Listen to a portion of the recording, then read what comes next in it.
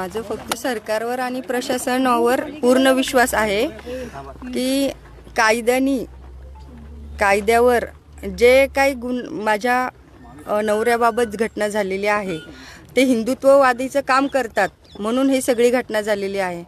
आणि समोरच्याला जर वाटत असेल की त्यांचं असं करून मी खचून जाईल तर त्यांना एकच सांगणं आहे की मी हिंदुत्ववादीची बायको आहे, माझा नवरा वाघ होता आणि मी त्याची वाघीण आहे आणि मी हिंदुत्वासाठी जोपर्यंत मरण येत नाही तोपर्यंत लढणार। जय श्रीराम, जय श्रीराम। साहेब आणि भाऊ हे आमच्या रहिवाशांसाठी दै म्हणून माणूस होता इथं, कारण ज्यावेळेस भाऊ 3-4 वर्षापासून वास्तव्याला। आमची व्हिडिओ बातमी आवडल्यास लाईक, शेअर आणि समांतर चॅनलला सबस्क्राईब करायला विसरू नका।